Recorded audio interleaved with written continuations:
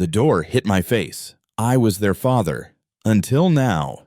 Behind the glass, my daughter Tori didn't whisper an apology, just the click of the deadbolt and the soft hiss of her security system.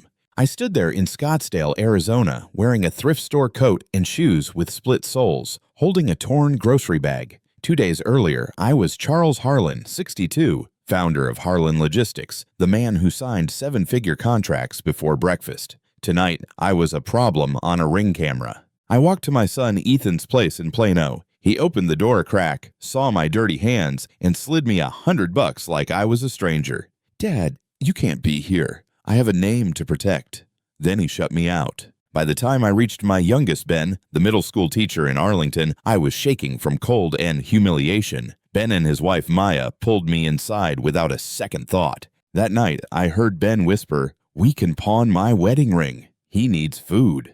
Next morning, my attorney arrived with a certified $50 million check, and my rich kids' faces were priceless. Where are you watching from, and what time is it there? I'm not the kind of man who likes to test anyone's heart. I hate games. But that night, in my 24th floor office in downtown Dallas, watching the highway lights flow like a river of metal, I understood I had raised something dangerous. Ingratitude, regularly repaid with money. My name is Charles Harlan, 62 years old. 37 years ago, I started with an old truck and a few pallets of cardboard boxes, then built Harlan Logistics and Packaging into a warehousing and packaging system for retail chains across the South. I've paid wages for hundreds of families, and I've signed checks where one wrong stroke could cost the entire company. My wife, Elaine, died 8 years ago from cancer. After the funeral, I threw myself into work and used money to keep the family intact. Houses, tuition, cars, lawyers, trips.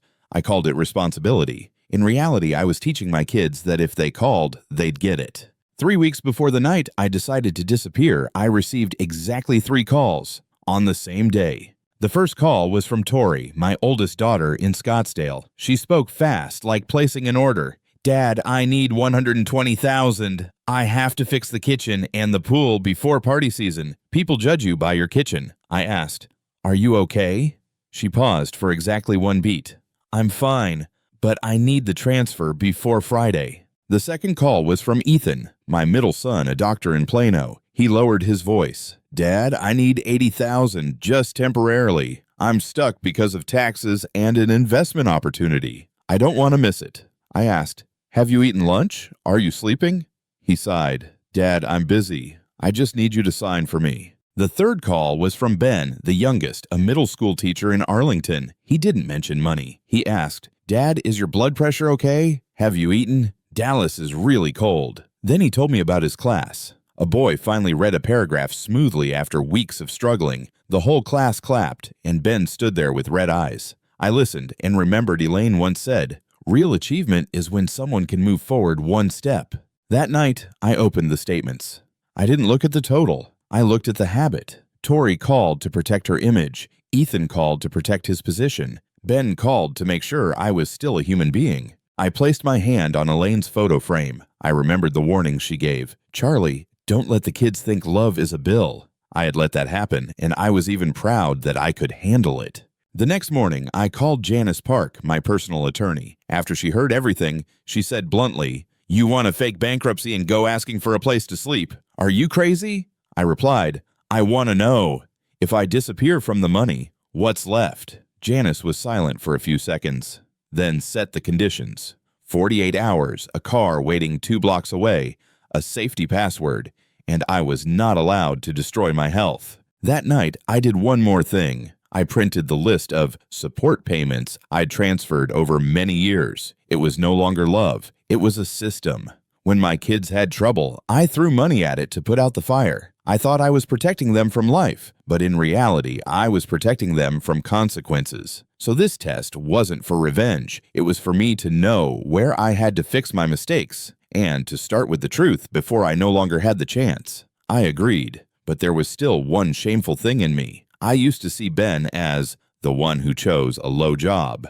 I stayed silent when Tori and Ethan mocked Ben and his wife Maya, a girl who worked night shifts to help pay the bills. My silence was a nod. 3 days before knocking on Tori's door, I locked up the safe, put away my watch, ring, and credit cards. I wore a Goodwill coat, an old knit cap, and carried a torn bag. I left the garage through the side door, like someone I would usually never look straight at in my entire life. February wind lashed my face like a wake-up call. I didn't know what I would find behind those 3 doors. I only knew this. If I didn't make this clear, I would grow old in a big house surrounded by people who only loved me when I was still useful, and that was not an ending Elaine deserved. I walked to Golden Mesa Estates when it was fully dark. It was the kind of neighborhood where the grass was cut straight, like it had been measured with a ruler. The garden lights were bright enough to illuminate every grain of gravel, and every car looked like it had just left the showroom. I had once paid the down payment for Tori's house here 7 years ago, with a stupid line. Just live comfortably. I'll handle it. The iron gate was taller than my head, with a camera and a small sign showing the community name. I pressed the intercom button. The chime sounded dry and harsh. A woman's voice came through the speaker, cold and impatient. "Hello? If you're selling something, don't bother." "Tori," I said, trying to keep my voice normal. "It's Dad."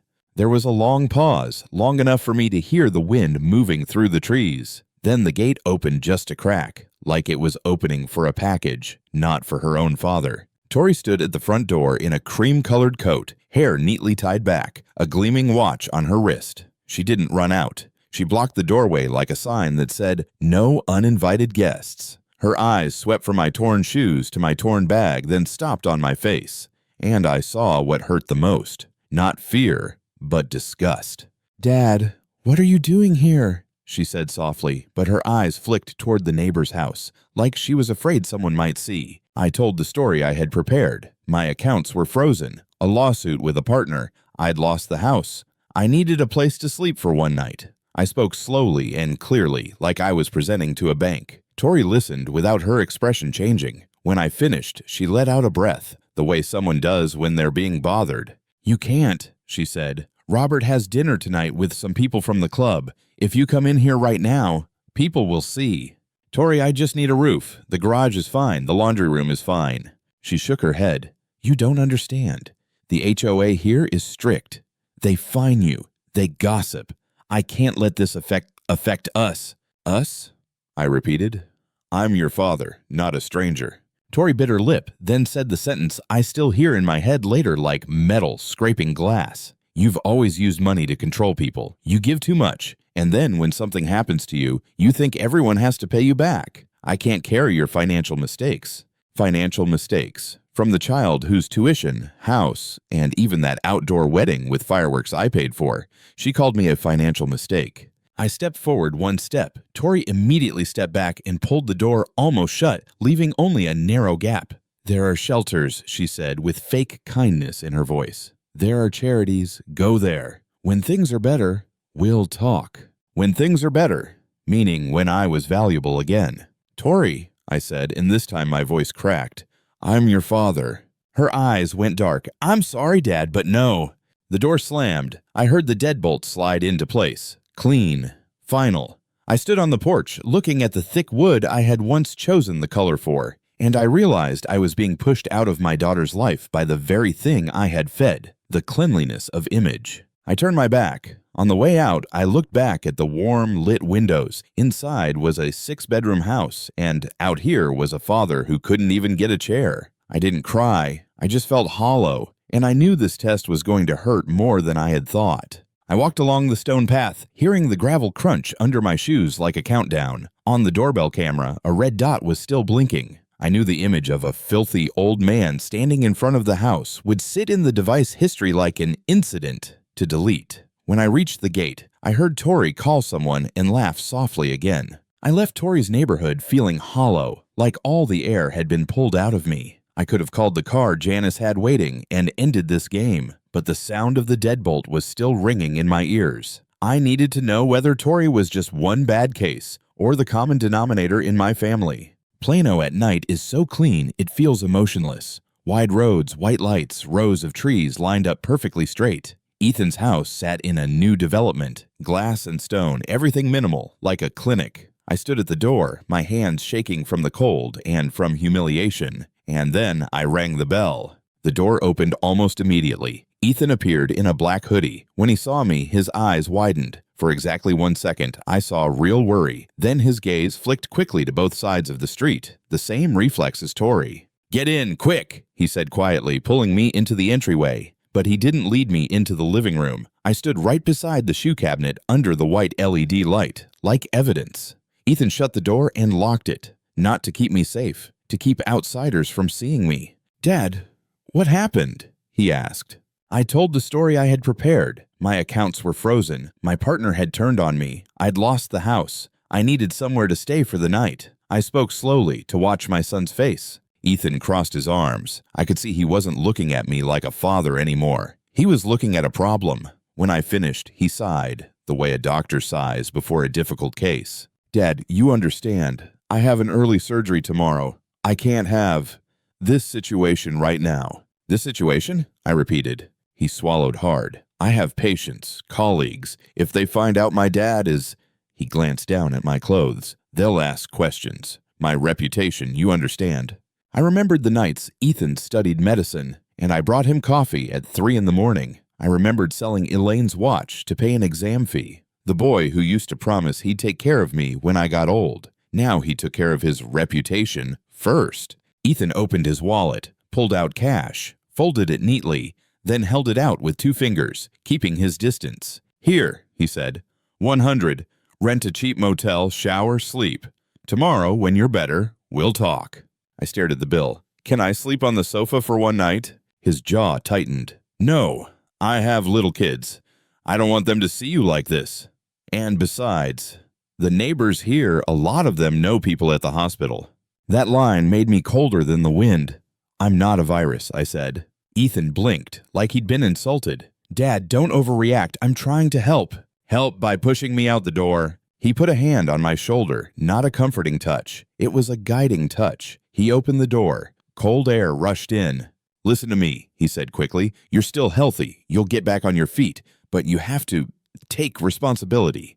At your age, you should have a reserve fund. Don't trust people blindly." The child I had spent a lifetime shielding from consequences was now teaching me a lesson about consequences. I took the 100, not because I needed it, but because I wanted to know if he felt ashamed. He didn't. Ethan nodded like he'd just completed a transaction, then closed the door in my face. I stood under the yard light, looking at the bill like a receipt. 2 doors, 2 children. I shoved it into my coat pocket, turned around, and walked toward Arlington where my youngest lived. I told myself, if the 3rd door closes too, then I'll know I raised strangers under my own roof. On the way to the bus stop, I paused under the awning of a convenience store, pretending to read the price board to avoid people's eyes. A security guard stared at me, one hand on his radio like if I stood there any longer, I would become a threat. I kept walking, my throat bitter. In my pocket, the burner phone pressed against me like a temporary exit. I didn't call. Not yet. I needed to hear the doorbell at the last door. I sat at the kitchen table before it was fully light. The smell of cheap coffee rose up, but in this small house, it was more fragrant than any cup I had ever drunk. On the 24th floor, Ben was slumped asleep on the sofa, his back curved because the cushion was too short. Maya stood by the sink, dark circles under her eyes from the night shift. She still planned to go to the pawn shop after breakfast, as if selling a wedding ring was a normal thing. I couldn't take it anymore. "Maya," I called softly, "don't sell the ring." She turned back without flinching. "You hurt us, didn't you?" "I did," I swallowed hard. "And I don't deserve it." Ben stirred. "Dad, what's going on?" I looked at my youngest, my throat tight. "I need to tell the truth, right now." Ben sat up straight. Maya pulled out a chair and sat across from me. The 2 of them fell silent. "Tori shut the door on me," I said. "Ethan handed me $100 and pushed me out. I came here, and you 2 opened the door." Ben frowned. "I know." "No, you don't know everything." I took a deep breath. "I'm not bankrupt. I didn't lose the company. I didn't lose the house." Maya exhaled, like someone who had been waiting for that sentence. "I guessed that," she said, "but I still opened the door." Ben looked at me like he'd been slapped. "Then what were the last few days?" "A test," I said, and I hated the word the moment it left my mouth. I wanted to know who still saw me as a father when I wasn't an ATM anymore. Ben jumped to his feet, then sat back down, burying his face in his hands. "You knew I'd open the door. Why did you still have to do it?" I lowered my head. Because I wasn't sure, and because I needed to see the truth with my own eyes so I'd have the nerve to fix what I've done wrong. Maya spoke quietly. You're punishing yourself. I nodded, yes. Ben lifted his head, eyes red. I'm not angry because you're rich. I'm angry because you thought love had to be proven. I've lived with the contempt every time they call me the poor teacher. I thought at least you were on my side. I am on your side, I said quickly, but I stayed silent too long. I let them look down on you and Maya. My silence was complicity. Maya looked at me for a moment, then said firmly, if you want to fix it, don't turn today into an execution day. Don't rewrite the will while you're in pain. Janice is coming at 9, I said. She's bringing documents. I was going to cut them off from everything. Ben shook his head. I don't need money. I need you to live right. Maya continued. Face them. Let them see what they did, then set conditions. Therapy. Stop the allowances. Work with homeless people. Real apologies. Don't take revenge. Set boundaries. I looked at the clock. 7:10. What if they pretend to change? Then you'll know too, Maya replied. But at least you won't turn yourself into a bitter man. Ben stepped closer and put a hand on my shoulder. A father having to beg for a place to sleep just to know if his kids love him. That's a father who's bleeding.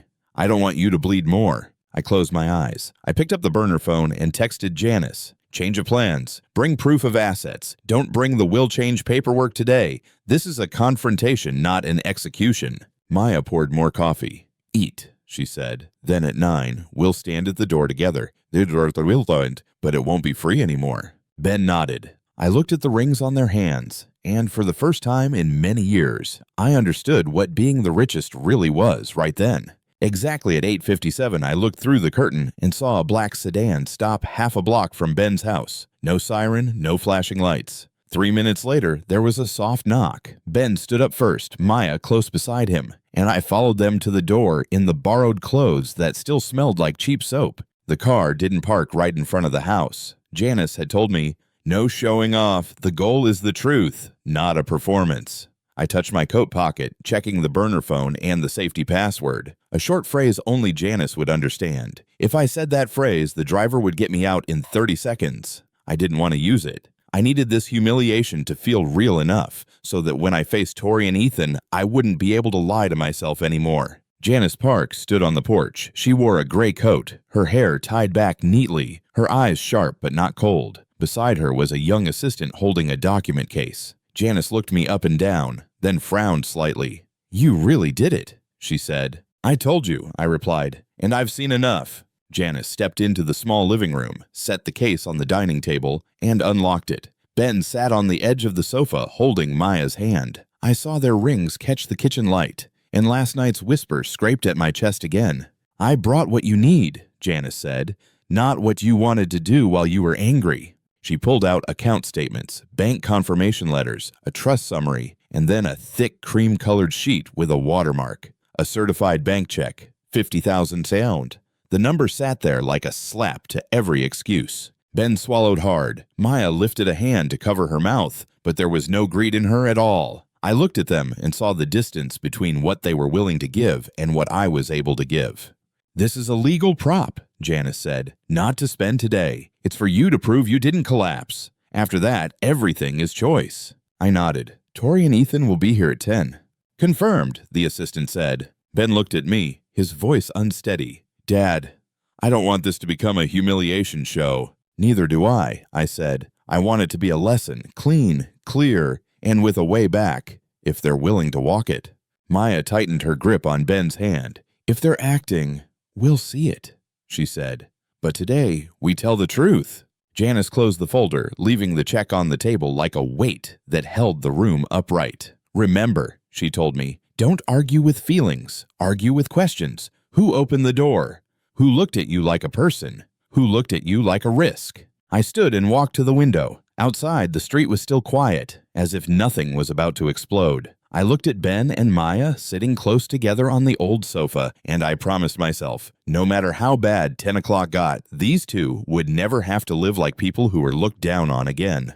9:40. Janice reviewed the paperwork again. Ben started to change his shirt to go teach, then stopped and decided to stay. Maya made more coffee. And I stood on the porch, listening to distant engines, waiting for 2 luxury cars to turn into this modest street. 9:55, Tori's car turned onto the small street. She stepped out wearing oversized sunglasses, looking around like this place could stain her coat. 2 minutes later, Ethan arrived. He glanced at his watch, then walked with Tori toward Ben's house. Ben opened the door. Tori glanced at the cramped living room and the old sofa. "Why are we meeting here?" she asked. Ethan stood behind her, silent. Then they saw me. Tori froze. Ethan stared at the borrowed clothes on my body like he was looking at something impossible. "Dad, why are you here?" he asked.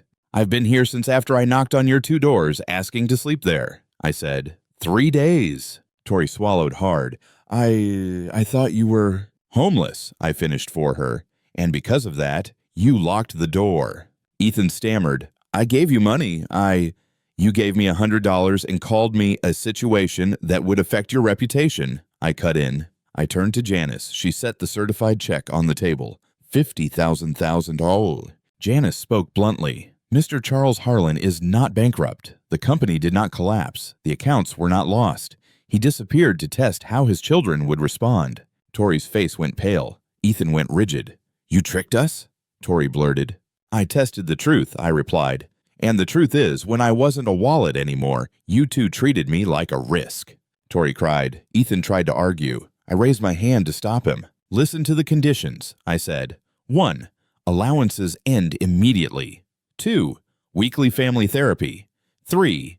Each of you completes a minimum of 100 volunteer hours with homeless people within 6 months. 4. Apologize to Ben and Maya and repay it with action, respect, time, and change. Tori looked at the check. "If we do it, will you keep us in the will?" "I'm not promising," I said. "I'm only promising this. The door isn't fully closed, but it isn't free anymore." Ben stood. "If you're acting, we'll know," he said. Maya added only 1 sentence. "That day, I still opened the door, but you didn't." Ethan lowered his voice. "Ben, Maya, I'm sorry." Tori choked, then said, I'm sorry for years."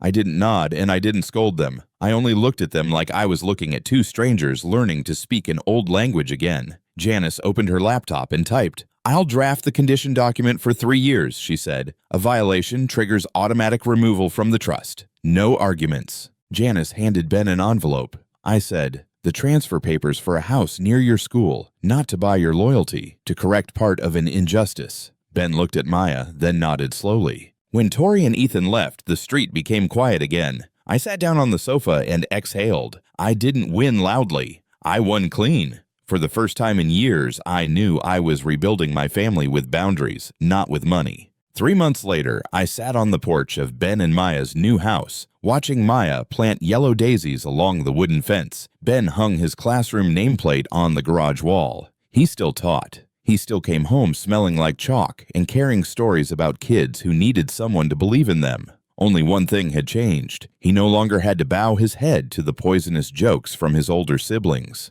Tori and Ethan started exactly the way Janice wrote it. Weekly family therapy, no absences allowed. I don't call it a miracle. I call it real labor. The first week, Tori cried from shame. The second week, Ethan stayed quiet because it was the first time he heard himself talk about reputation like a blade. Then came the hardest part. They served at a community kitchen in Dallas. I stood at a distance and didn't intervene. I only watched. When Tori handed a blanket to a trembling elderly woman, her hands shook. She gave a small nod. When Ethan scrubbed pots, a homeless man looked Ethan straight in the eyes and said, "Thank you."